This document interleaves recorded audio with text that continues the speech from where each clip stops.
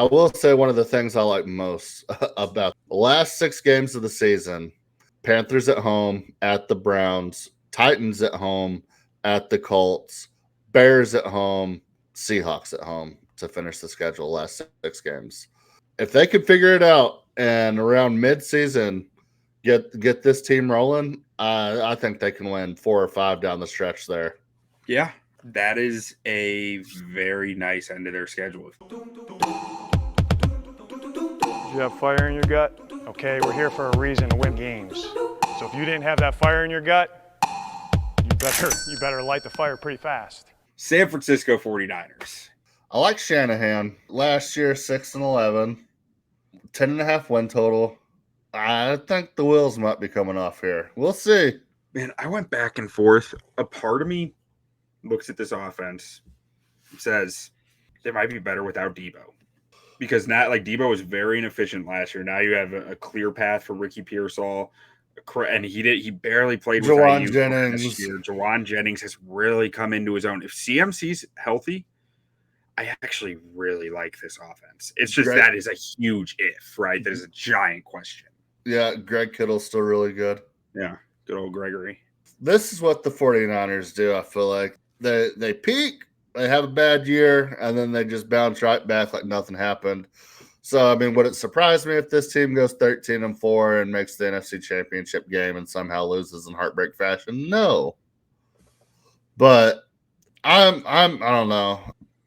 It's pretty good. I think Purdy is good with Shanahan. Yeah, I think Purdy could be like Kirk Cousins. Yeah.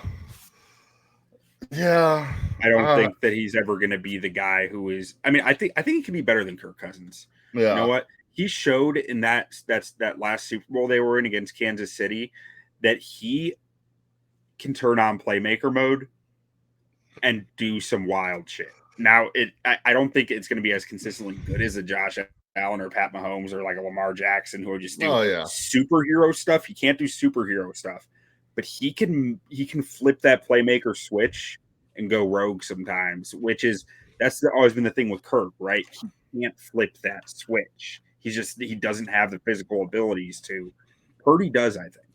Yeah. So in my mind, Shanahan probably a top 3 coach in the NFL, but it almost seems like the organization might be turning on him a little bit. What do you think about that? I do think there's a bit of what seems like a culture shift within their building last year, especially with the Devondre Campbell stuff that happened and some of that. But also when you're dealing with a team that was that injured, that all turns into gray area to me. Like maybe Kyle is burning them out.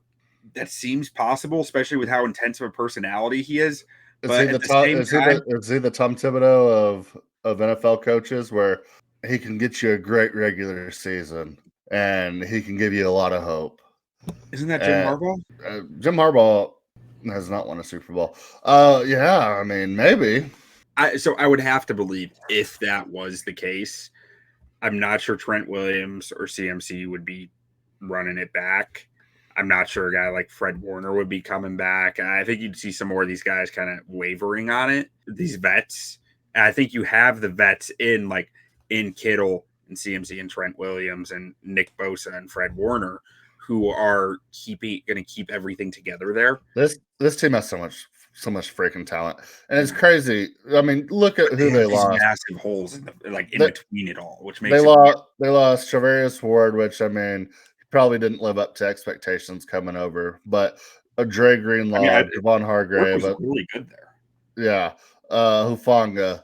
Was Ward really good? Ward was really good for them. You didn't hear his name a lot, which is a good thing for a corner.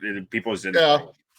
Yeah. Corners hard to judge because it is. If you don't talk about them, if you don't get interceptions, you don't get talked about. Yeah, and interceptions might be one of the most misleading stats for a defensive back, in my opinion. All right, you want to get into this offense a little bit? Sure, let's do it. So, starting with Dana in the comments talking about Isaac Guerendo isn't nothing if CMC can't go. I agree. I think Guerendo gives you something to like. I think Jordan. He's not CMC though. Yeah, exactly. Like the combination of all their backups are still not Christian McCaffrey because they just can't offer you what he can as a receiver. Especially in a Shanahan offense. I mean, Where if it's not Isaac Grindo, it's somebody else.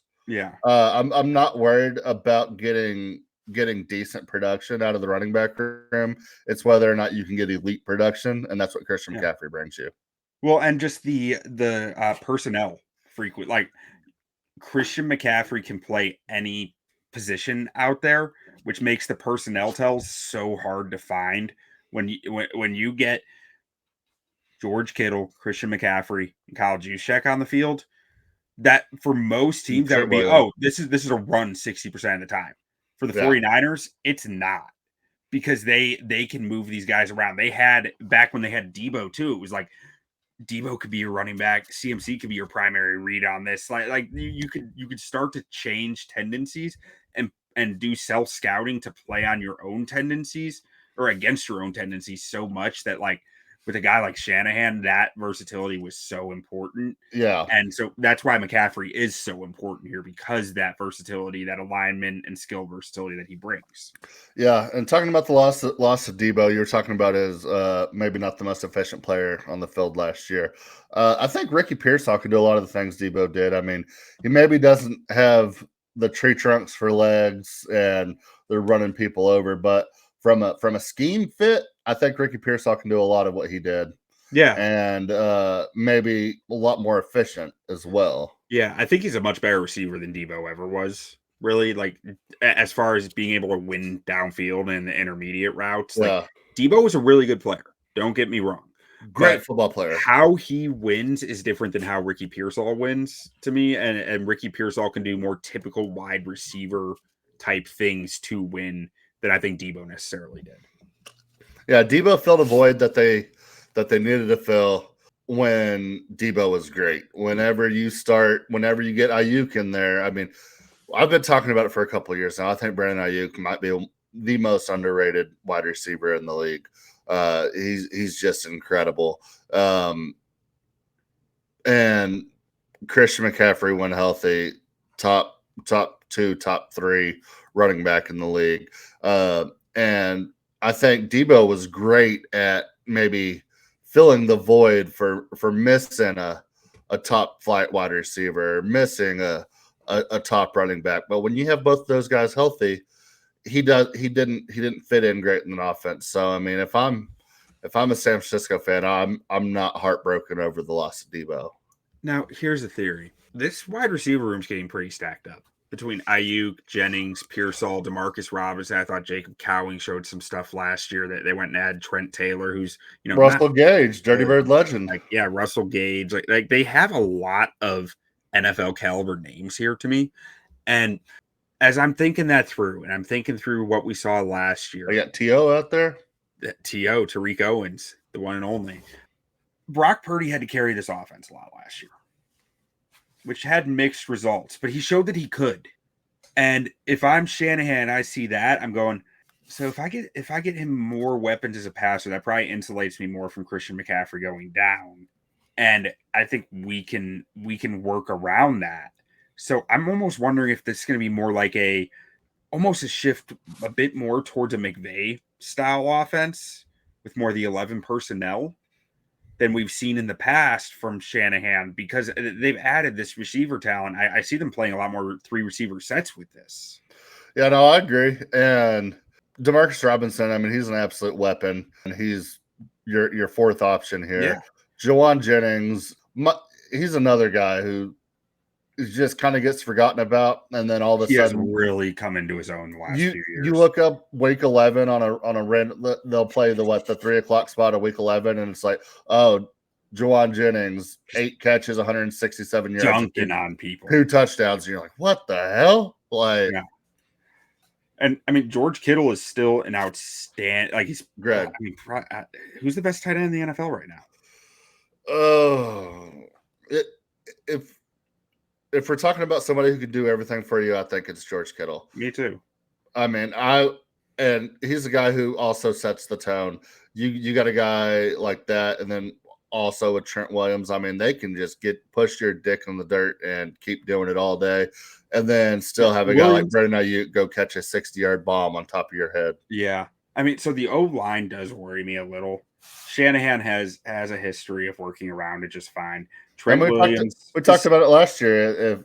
If Trent Williams wasn't on it, it'd be the worst O-line in football. Yeah, I mean, it's better than it was last year, but it's still – and Trent Williams got hurt last year. I think it showed some of that. So I'm a little worried about that. Last year, I did say I thought Williams was falling off some. I think he had an outstanding year when he was on the field. Yeah. The question is, how much is he going to be on the field going forward? Like, I'm actually going to look that up, see just how many games he missed, just to fact check myself here. So he missed 7 games last year. He only played 10 games, that's a lot. That's notable, especially for a guy who's in his upper 30s now. He's still a hell of a football player, but can he stay healthy? Ben Barch at left guard is a real question. Jake Brendel, I think, is probably just an average center. His number here is pretty good at the 74%, but like I think there's a lot of scheme help in there. And Dominic Puny had a hell of a rookie year. I think he has a chance to become a really high-end guard for them if he takes a step this year. But Colton McKivitz at right tackle, he's fine. To me, he's fine. And this depth here, I mean, Andre Dillard is decent depth, but like Spencer Burford, it's very average depth. Like I'm not sitting here going, oh yeah, they have a 6th guy who can jump in and I feel good about. They have a bunch of guys, and their starters are just a bunch of guys. So that brings up questions for me, but Shanahan has a history of making it work. Yeah, and if I'm a 49ers fan, I'm not overly worried about this offense, but I mean, I don't think there's a 49er fan that doesn't, in the very back of their mind, just be like, Brock Purdy. I don't know. Maybe I'm wrong. Rockstar, man. Maybe I'm wrong, man. I don't know. He showed me a lot last year, I have to say. He showed me a lot. There were ups and downs with it, but it was like, this kid just keeps slinging it, and he is confident in himself and his arm, and that is half the battle sometimes. I mean, he's been to a Super Bowl. He played great in that Super Bowl. He did. Lost. Yeah, but he could have won. Like, he was right. Like, I mean, so could have Jimmy. He did. Jimmy G could have won. Jimmy G had the chance to win and didn't. Yes, so he could have won. He airmailed Emmanuel Sanders in the Chiefs section of the field. Like, but then the Chiefs ran wasp. Yeah. But Purdy did everything within his power. Like, to me, like that's like Jalen Hurts played great in his first Super Bowl, and he showed you, I can do this. That's how I felt watching Purdy in that Super Bowl for the 49ers. It was like he proved I am this caliber of player when I need to be. Yeah. Yeah, it's still Brock Purdy. I mean, yeah. Just a kid from Iowa. But yeah, I mean, looking at the weapons around him, it's just it's stacked. Just keep the wheels on the track. Yeah, and if we're gonna talk about if we think this is a 49ers downfall, I don't think the offense is really part of the conversation. It's the defense. And they get Robert Salah back. Like, that's a big get. A very big get. Maybe one of the best top defense coordinators in the entire league. Nick Bosa, still very, very good. Need some young guys to step up here for you. Yeah, you need some young guys to step up. CJ West and Alfred Collins are going to see significant snaps at defensive tackle.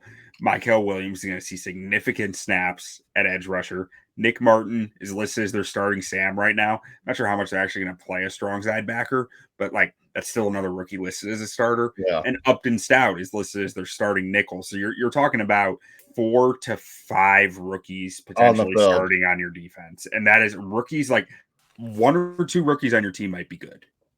To have 3+ rookies be good the second they step on an NFL field is asking a lot. I will say an advantage of having a lot of rookies on the field is having a guy like Fred Warner out there. Yeah, huge advantage. And a guy like Nick Bosa, like across from Mykel Williams, is going to make Mykel Williams' life a lot easier. Same with CJ West and Alfred Collins. It's playing on the same line as Bosa is going to make their lives easier. Yeah, so I mean, definitely, if you're going to have some blue chippers out there, Nick Bosa and Fred Warner is about as good as it gets. And So I mean that'll definitely help out some of these young guys. But yeah, I mean this is going to be what looks to be the weak spot of this team.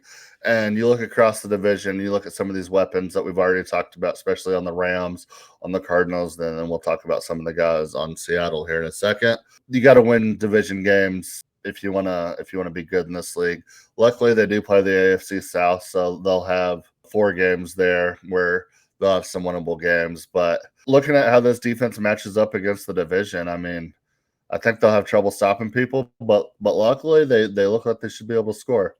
I think they're going to be able to stop the run, which is huge. Like that is where it all starts always, right? Yeah. CJ West and Alfred Collins were drafted where they were drafted because they are plus run defenders. Yeah, and speaking of teams in this division, I mean, teams want to run the football. I mean, we just talked about Kyron Williams. We talked with Arizona and their offensive line and what they want to do, and then we know Seattle likes to run the ball. Yeah, and I think Michael Williams, he has the frame to be a really good run stuffer. It's to be determined whether he has enough mass and power right now to be that guy in the NFL. In the college level, he was really good at it. I think that he might go through some ups and downs with it as a rookie, but he will eventually get there. That's kind of one of the questions with him. That there are some questions with his actual athleticism and injury history and stuff like that. But I liked Michael Williams as a football player a lot, so I am hopeful to see him do well there. At linebacker, I mean, Fred Warner is just a stud. I can't really tell you much about D. Winters or the depth behind him with Tatum Bethune or Luke Gifford. Corner, Diamador Lanier. Yeah. Really good cornerback. I think he is a quality CB1, maybe not a high-end CB1, but or Lenore, maybe. He is a he's been solid. Yeah, I think he can be your CB1 and you are just fine. Renardo Green, I liked him coming out. I liked him better as a nickel. I think he's a little undersized to be your CB2, but we'll see. He played well as a rookie, well enough as a rookie. He had some rough moments, some good moments. I think that with this coaching staff, with Fred Warner running this defense, and Robert Salah has been a good defensive back coach historically, I think that he will be fine at CB2. I don't know much about Upton Stout, the rookie. I believe he's out of, I want to say it's Tulane, but I don't remember exactly. I think you're looking it up right now. But behind them in the corner room, Western Kentucky. Okay, Upton Stout, and North Texas. I'm not sure where he got drafted out of. So that's a big step up in competition for him, though. Like that's it. We'll see how he does. Hopefully, he holds up well there. I don't love their corner depth. I think they are an injury away from being in some real questionable territory at corner. And at safety, I do like their safety room a lot, though. I like Malik Mustafa a lot. I think Jair Brown is a very good split field safety. Probably going to be running a lot of cover 3, so I think he can play deep middle for you as well. And then Jason Pinnock, I think, is a very, very good depth signing to have. I think that from the Giants, I think he was a very quality safety. Yeah. So, yeah, looking at this team in 2025 going forward, I just looked at their schedule. I will say one of the things I like most about this team right now. So, starting November 24th, around Thanksgiving, the last 6 games of the season, Panthers at home, at the Browns, Titans at home, at the Colts, Bears at home, Seahawks at home to finish the schedule last 6 games. If they could figure it out and around mid-season get this team rolling, I think they can win 4 or 5 down the stretch there. Yeah, that is a very nice end of their schedule. If they are healthy going into that, and some of their rookies have, I don't know, rookies can be weird, right? So, some rookies hit a wall, I feel like, around like week 10 to 12, where they're just like, I have never played this many games in a season, and this is a lot. Well, some rookies seem to really hit their stride around that time. So it's a question of like how well they've been coached up to maintain that. And everything. I think historically, the 49ers have some physical practices. They really lean into the physical aspect of football, which makes me question how well their rookies will hold up. And historically, I don't think their rookies have held up great throughout a season. Makes me think that that might not be the murder or the great stretch for them that it looks like it could be on paper, because they're relying on a lot of rookies. Yeah, I will say early on they have the Saints week 2. It's definitely a winnable game. But yeah, I mean the bulk of their schedule is early on. You got Seahawks, Saints, Cardinals, Jags, Rams, Bucks, Falcons, Texans, Giants, and that Giants defense ain't nothing to play with. That's for sure. Then Rams again, then Cardinals before you hit the Panthers, Browns, Titans, Colts aspect. So, I mean, there's gonna be some battles early on in that schedule. Mm-hmm. Yeah, I mean, I think any 49ers fan is gonna tell me I'm an idiot for saying this, but if I'm betting anything, I'm taking the under. It's missed playoffs plus 148. Oh, missed the playoffs, yeah. Winning the division is plus 165. Missing the playoffs is plus 148 in a really tough division. Mm-hmm. Like, I think that is the only play that makes sense to me here. So I'm not betting over 10.5 in a division where I think 10 to 11 wins probably wins it because they're going to beat each other up a bunch. Yeah. No, I don't hate that at all. I think they could get to that 10-win mark, hit the under, and make the playoffs. That would be the only little parlay action, little trepidation I would have. But other than that, I mean, I think if this team stays healthy, they're a 9 to 10 win football team. Yeah, but I could also see it falling apart, and I think it would be a mistake. But I mean, I think if this team goes out there and puts up another 6-7 win season, they might move on from Shanahan, and I think he might be hired before he even walks out of his office. Yeah, he'll have the next job already set up. This is the type of team where it's like you said this about someone last week. I wouldn't be shocked if they won 13. I wouldn't be shocked if they won 6. You know, like that's kind of the range feels very wide to me. And with this many rookies, it's just missing the playoffs is the only bet that I can make. What these odds are. It's the NFL. It's a 50-50 league. We talk about it all the time. I mean, and every time we're doing these division breakdowns and everything, you can find the bright spots of every team, but not every team can win 10 or 11 games. Yeah. But every fan of every team will look at their schedule and be like, oh, I got them winning 11 games, 12 games. And it's the range is always 9 to 12, right? Like everyone thinks their team can pull off 9 somehow. Yeah, you see it on the schedule. You're like, oh, I think we can win that one. Then you make yourself feel better because you're like, oh, well, we'll lose that one. So you got some confidence in your picking. But I think this team has Super Bowl potential. I think they're extremely talented. But I'm saying that things are going to go bad for this team before they get good. I think they're going to be digging themselves out of a hole, and I'm just not sure they have the depth to the depth and the experience on defense to do that confidently. Yeah, so yeah, I'm selling on the 49ers, but we'll see. I mean, this is a prediction that can make us look stupid. Like I will admit that. Like you know, in a year we could be very wrong on this one, but it feels like a higher risk roster to me. Yeah, I mean, if you look at this roster, like you said, I see a lot of risk. I mean, I think a fully healthy CMC, you're going to go out there and win 12 games. Dana talked about Grindo's not a bad second option. He's not CMC. Brandon Aiyuk's had injury issues. Kittle has stayed. I mean, I guess he got shot. I think in college he had an injury issue. Getting shot and injury. Thank God he survived it. Like that was some pretty wild stuff. Trent Williams injury concerns. So I mean, and then you lose some of that star talent on offense, and we already talked about the potential holes in this defense. Even with Robert Saleh back there leading the charge, I would have some trepidation and some concerns going into 2025 if I'm a San Francisco fan. But also, if you're a San Francisco fan, I feel like anytime you have Kyle Shanahan,